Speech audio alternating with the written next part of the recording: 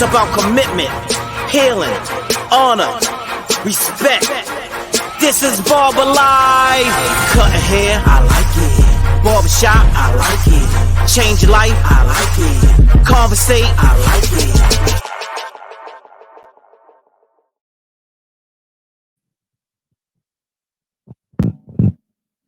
it. Peace, family. Let me cut that down. The knob just turn all the way. Yeah, all the way up here. Yep. Peace, family. We here. Conscious Heads Barbering Boot Camp, making the necessary adjustments. Here to inspire people. This is what we do. Today, we're gonna do a little bit different. Brother Ricardo, Master Barber Ricardo, is going to interview me today, and that's how we're going to do it. So, I hope y'all enjoy. Hope you inspired, and yeah, let's roll.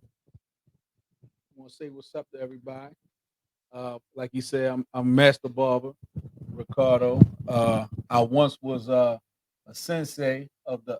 No, I was an apprentice of the most honorable. The sensei of the shape up, the most honorable Jabari Natur. But I'm here to get some questions in with our brother about his journey and success in this great craft that we partake in. Doubt. All So right. get started. How you get started? All right, so I got started basically when I was in the 7th grade, and watching many people. Was a guy around the way. He was like a neighborhood bully. They used to cut hair. He used to cut people's hair all in the back of cut their names in the back of their head. uh Different designs and fading, and high top fades was out back then, and I just thought, man, I just kind of like looked at him like, man, he nice with this, and everybody would talk about how nice he was, and I started looking like, dang, man, he got skills. I don't know, it just inspired me to want to do stuff. It was another guy in my class during that time. His name was Brian, and actually he wound up getting killed that year, actually in the 7th grade. You know what I'm saying? But he used to cut his hair in school. Coming in real tight fade. You know what I'm saying? real tight, real tight fade.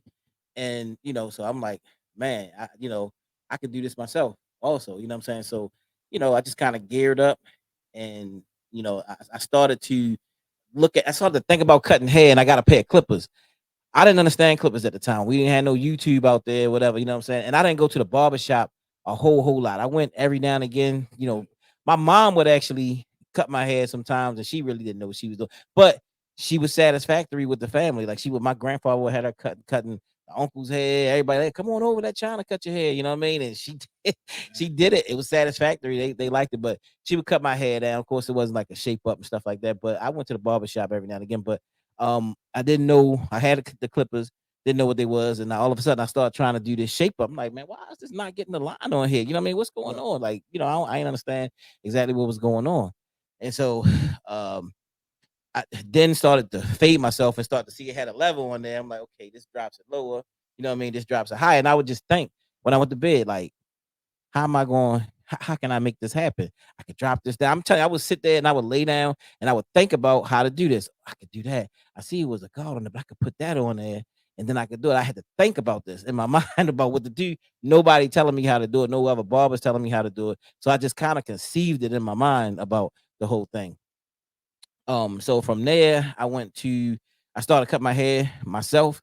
When I went to Hearn Run, then I went to Patterson, and I cut my hair all throughout high school. And then I cut people hair around the neighborhood. I would make money, different things. I had some victims there, some people that was very mad and angry because I thought that I could cut certain heads and people was mad. You know what I'm saying?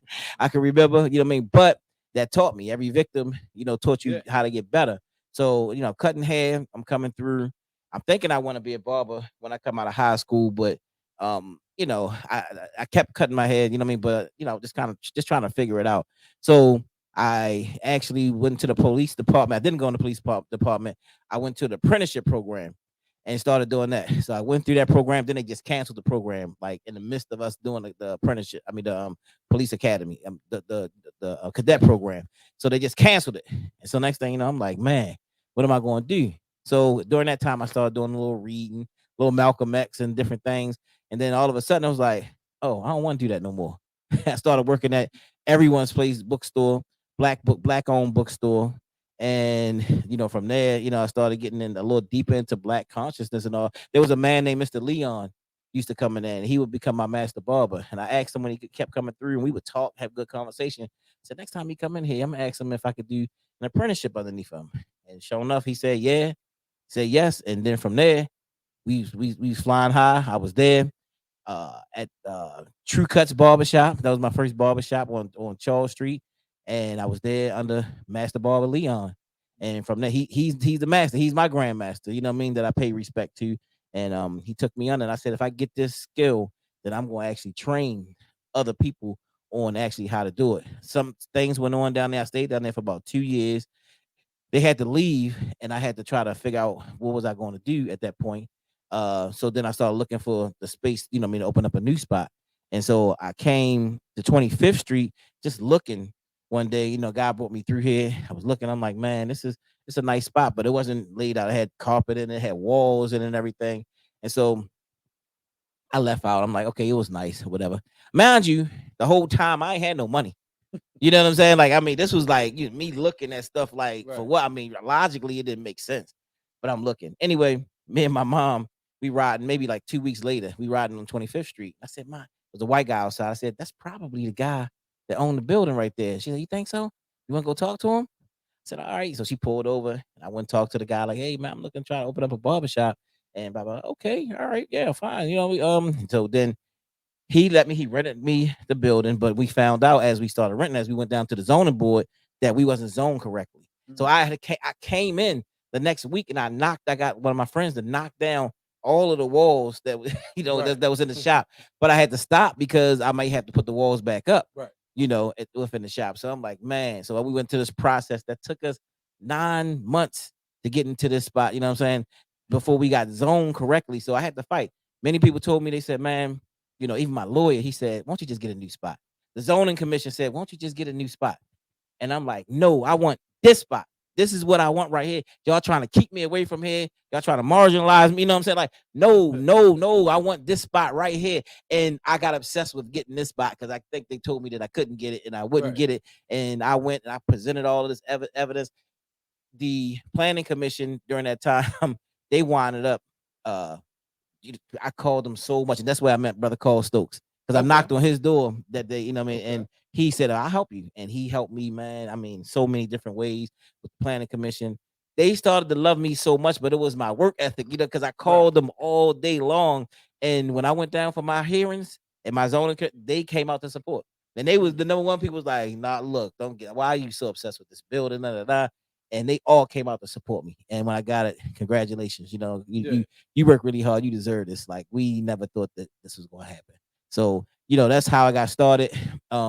Here, when we came here as Conscious Heads Barbershop and Natural Hair Salon, and we had Conscious Views. It was called Conscious Views Bookstore at the bottom. So upstairs was the barbershop, downstairs was Conscious Views, and the whole thing was, if we can keep you here in the shop, then what I mean, we can you elevate your mind. We can get you downstairs to go downstairs and get some of those books. And we were doing some other things too and try to get you involved. So it was Yeah. all a movement, all about, us changing our minds, all about us doing better and making a way in the community for our Right. people.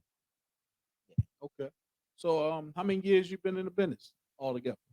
So I've been here at this location. We'll say, I mean, for all in all, 24 years this year. Be Okay. 24 years. I've been cutting hair for like 35 years. Mm. Because my dad. So to go back, when I had to find some other victims, Right. well, one guy, my first victim, he was kind of cool. I did something. I don't know what I did to his hair, but he was like cool with it. And then it was my dad, and then he let me cut his hair. I cut his hair, and he was very particular, very, very particular. But for whatever reason, I know I didn't do that great of a job on his Right. head. But I guess it was like, you know what, Hung in man? there with Yeah, he hung in there with me, and he kept letting me cut his hair. And then it got to the point where every time I came, I was like, "Hey, man, bring your clippers with you, man." And then he had all of the friends. "Hey, man, my son can cut your hair." So he had friends over there. I would cut the friends' hair and all those different things. You know what I'm saying? So yeah. So for about 35 years, he was my longest client ever. You know what I'm saying? But and then on top of that, my other one is my nephew. My nephew, who's my other Donald, is my other longest Oh, okay. client ever. All Yeah, right. yeah, yeah. Okay. He's my other longest Man. client. Him and my father, because I cut his hair since he was a baby. Mm. And yeah, but that's pretty much how many years I've been in this, and it's been a while. But when I first started, as I said, even going into the barbershop under Mr. Leon, I didn't really. I thought I knew how to cut hair a little. I mean, I knew I had some stuff to learn, but I was like, man, I don't hardly know. You know what I mean? Like shaping Yeah. up. I started to learn the different kinds of clippers and shape up clippers, the different meanings of certain things, the guards, because I just kind of felt my way through. And Right. when I was in there learning from Mr. Leon, and then a brother named Dante Stokes, who started to teach me. He was a young barber also, but he taught me a lot of things and a lot of tricks, which I really appreciated. And so, yeah, man. I mean, so yeah, yeah, yeah, yeah. So Okay. yeah, yeah. All right. But so you say you've been here since 2000. So how you get the money to get up in here? Yeah, again, yeah, as I started saying, I ain't have no ends. I ain't had no money. But what I had was courage. Had a lot of courage, dedication, and I had been doing events in this which we have Survivors Nation. I'll talk a little bit about later, but I had been doing events, doing different things. So I got started to get a little buzz in the community, a little name. Hmm. So people would support me. So the number one supporter that I had was my mom. And man, I would say that, what I mean, she really supported me. She really stepped up. I mean, she took, she would take out loans. My grandmother gave me a credit card to max out. I had uncles, my uncle Lamont, who came in and pretty much laid the blueprint for me, doing the floors and, further just put the stuff up running, the electric line. I mean, he did most of the work. My uncle Daryl came in. Okay. It was a family effort. It was a community effort, but if I needed to, I went to people and asked them for money. Like, hey, look, can you loan me this? Can you loan me that? Mr. Ray Haysbert, that was here, he was my business teacher. He would contribute into some things that we needed, air conditioners and different things that helped me get on my feet. But it was, I ain't gonna lie, man. I mean, like, it was hard. It was like you wasn't gonna tell me no. Just like I fought for the building, it was Yeah. like you couldn't tell me that I was like nothing told me that I wasn't gonna get in there. So the odds was like I don't care. I'm getting in Right. the building. I mean, that's gonna happen. Like so, Right. boom. I went here. Hey, look, I need this. Oh, I need this. Let me go talk to this person. Hey, look, can you loan me such and such and Yeah. such? I just didn't get. You know what I'm saying? And got those doors open because nothing could tell me that I wasn't. It wasn't gonna happen. I mean, when I'm a Taurus, that's what people say. You know what I mean? I'm stubborn when I do lock like a pit bull, I lock in, and Yeah. it's like you're not gonna stop me from doing it. Relentless. Relentless, definitely, Yeah. definitely. Yeah. So you say the shop is a part of a movement. Like what movement? Yeah, so I was saying Survivors Nation. That's where everything comes from. We still do lectures. We've done people like Dick Gregory, Sister Soldier, brother James Smalls. We've done a host of Dr. Burr Shango. I mean, like a host of other people, what I mean, in the community, Dr. Claude Anderson. And it's all about changing the mind. What I mean, if we could change your mind, then we can get you to become a part of this movement so that we can build, come together and money pool, and what I mean, and Yeah. and pool our resources together so that we can start to, Like a real community. like a real community, get a business Yeah. here, business there. What I mean? What I mean, start buying houses, start doing those different things. So it's about elevating the mind. If we could change your mind, what I mean, and then we can get you involved, and then we got more family to come in. So man, look, I feel like, and I've been dedicated to the community. When I speak about my mom, like for whatever reason, I was brought to this earth. I was given like the best mom ever, like ever, ever, ever. You know what I'm saying? So Yeah. it's like, so I always thought that I'm like, man, if she giving me this, I need to be able to give what she giving to me. Right. It was so many times, man, with friends of mine that could tell you that I moved in friends of mine that needed somewhere to stay. My mom house was always the place. They would move in with her. They would move in with us. And I'm like, Ma, we need to break just whatever I said or my sister said. What I mean, Yeah. she was gonna do that. And somebody was always moving in with my mom. But I feel like if I was privileged to have like the best mom on earth, I wanted to be able to share that with everybody else. Yeah. You know what I'm saying? And now she's not here.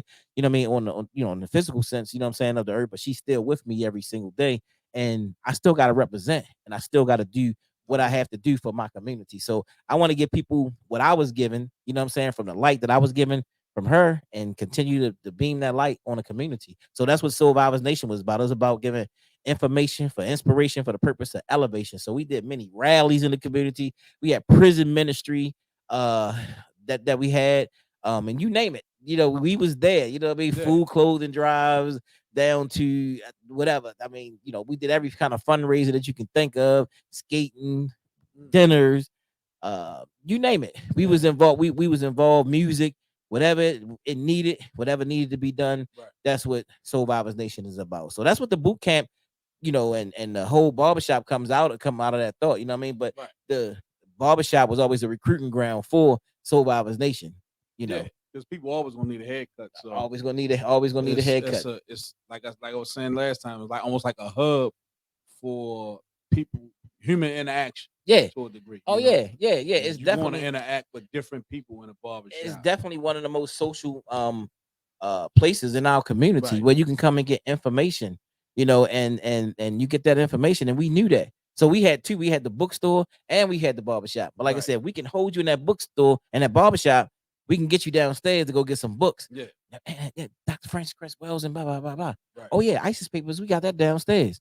And then so it was all a part of, So then after a while, somebody been coming for a minute, like, man, what I got to do to join y'all organization? Y'all been, man.